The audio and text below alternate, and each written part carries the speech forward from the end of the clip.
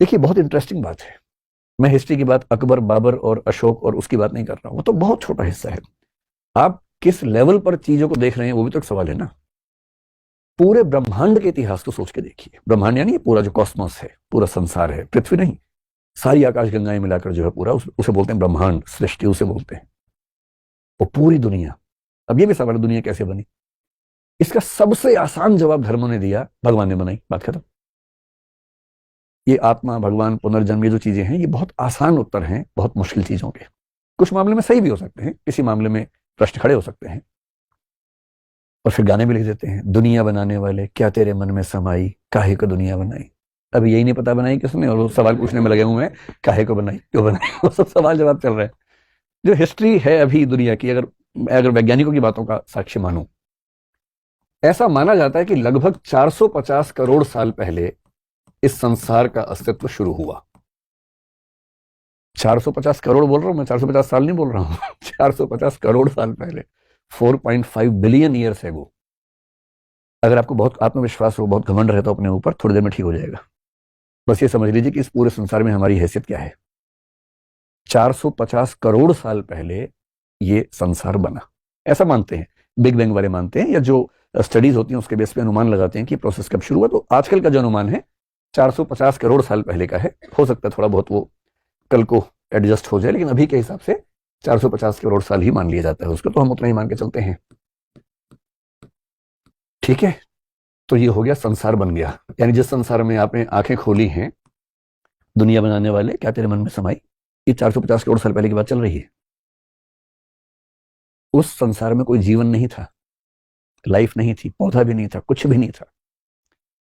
आजकल की जो धारणा है उसके हिसाब से 370 करोड़ साल पहले, आज से पहली बार लाइफ यानी कि जीवन देखा गया। देखा गया मतलब जो स्टडीज हैं उससे लगता है कि उसके आसपास लाइफ पहली बार आई होगी।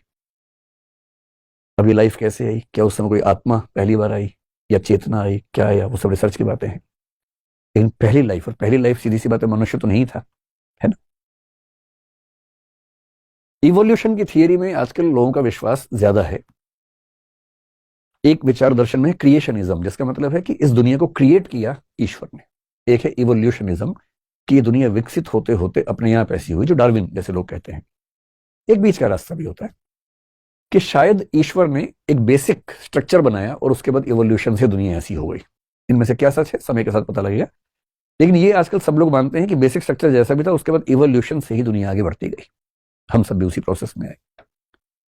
370 करोड़ साल पहले से चीजें बननी शुरू हुई, लाइफ, स्पीशीज बनती गई, बनती गई, बनती गई। और ऐसा माना जाता है कि अगर टोटल स्पीशीज इस संसार में देखें तो उनकी संख्या 1 ट्रिलियन के आसपास हो सकती है। 1 ट्रिलियन समझते हैं क्या होता है?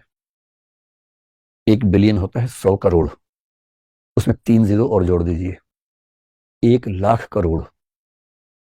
1 लाख करोड़ के आसपास टोटल स्पीशीज इस ब्रह्मांड में हो सकती हैं, जिनमें से बॉटनी के, जूलॉजी के लोग स्टडी कर करके थक गए हैं।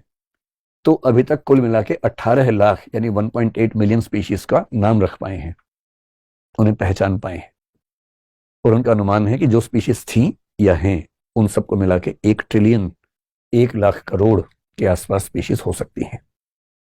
आप वैविध्य समझ रहे संसार में कितना है। हमारी जो भारतीय परंपरा है उसमें 84 लाख योनियों का जिक्र आता है। वो भी कुछ कुछ ऐसा है कि स्पीशीज कितनी रही होंगी। लेकिन साइंस तो बढ़ते बढ़ते 1 ट्रिलियन में पहुंच गया है, जिनमें से 18 लाख का नाम अब तक रखा जा सका है। इन सब में से हम एक हैं सिर्फ। अभी ज्यादा हीरो नहीं बनना है। फिलोसफी पढ़ने के फायदे बहुत सारे हैं। एक ही बिना बात के हीरो बनने का मन खत्म हो जाता है। ये भी तो फायदा है ना, तो बिना बात के हवा में टंगा हो, उसे जमीन पे लाना भी तो अच्छी बात है। अब ये स्पीशीज बढ़ते बढ़ते इवोल्यूशन का प्रोसेस चल रहा है। बहुत तरह की स्पीशीज आती जा रही हैं। और इस प्रोसेस में क्या हुआ, लगभग 1.2 करोड़ साल पहले, आज से, यानी कि आज से लगभग 1.2 करोड़, 1 करोड़ के बीच में लगभग मानते हैं, एक बड़ी भारी घटना घटी। उस समय एक स्पीशीज थी जिसका नाम हम बोलते हैं प्राइमेट्स। अगर आप साइंस के विद्यार्थी हैं, या एंथ्रोपोलॉजी के हैं, या हिस्ट्री के हैं, तो आपने इसका नाम सुना होगा, प्राइमेट्स। हमारे पूर्वज हैं। कोई आपसे पूछे कि आपके पूर्वज कहां से आए थे, तो बोल रहा हमारे पूर्वज 370 करोड़ साल पहले। बंदर तो बहुत हाल का है भाई, बंदर तो चचेरा भाई हुआ। पूर्वज तो बहुत पुराने होते हैं भाई। 370 करोड़ साल से परंपरा चल रही है हमारी, उसी में तो हम विकसित हुए, कहां से विकसित होंगे। 1 करोड़ साल पहले आज से जो प्राइमेट्स थे, ये प्राइमेट्स 2 वर्गों में बटे ऐसा माना जाता है। ये 2 वर्ग कौन कौन से थे, ये सारा मैं क्यों बता रहा हूं, मैं आपको बताना चाह रहा हूं फिलोसफी कहां से पैदा हो रही है। अभी तो फिलोसफी कहां से आएगी, अभी तो इंसान ही नहीं आया, फिलोसफी कहां से आएगी। और मनुष्य सभ्यता के, अगर मैं मान लूं कि 1 करोड़ साल हो गए, या कम से कम 25 लाख साल या 3 लाख साल तो मरी हालत में हो ही चुके हम लोगों को, और 3 लाख साल में पूरी फिलोसफी ले दे के 3,000 साल में है, 3-4 हजार साल में। हमारी मनुष्य सभ्यता के 3 लाख साल के शुरुआती 2,99,000 या कम से कम 94,000-95,000 साल तक ना फिलोसफी है ना साइंस है। क्यों नहीं है, ये पता रहेगा तो पैर टिके रहेंगे जमीन पर।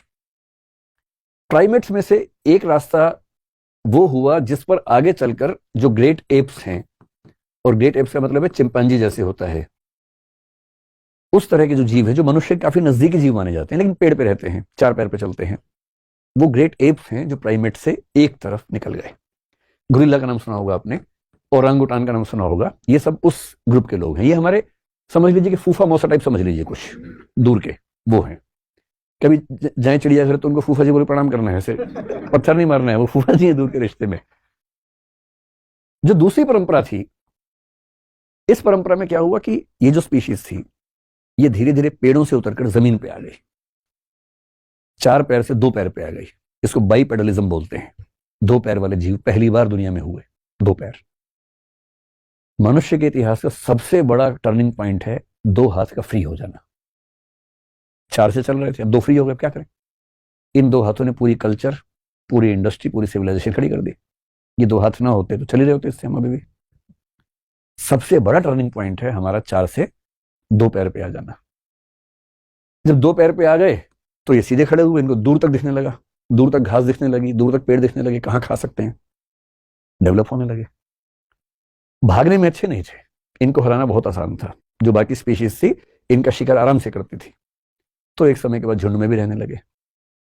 लेकिन सबसे जो बड़ी बात हुई, इनके ब्रेन का डेवलपमेंट होना शुरू हुआ, इनका ब्रेन का साइज बड़ा होने लगा।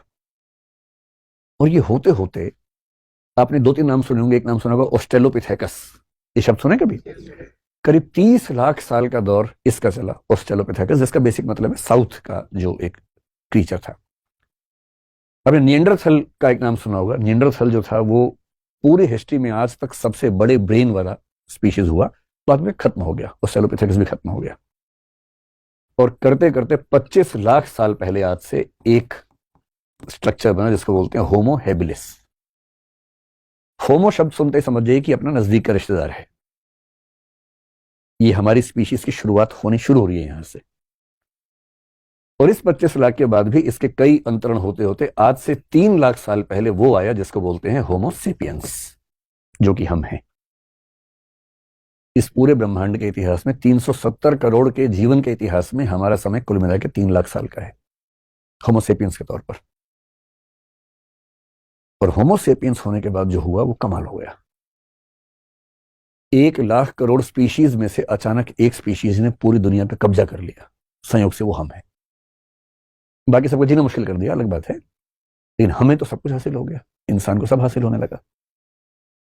और इस होमो सेपियंस के डेवलपमेंट में जो 3 लाख साल से शुरू हुआ, आज से 75,000 साल पहले एक बहुत बड़ी घटना घटी।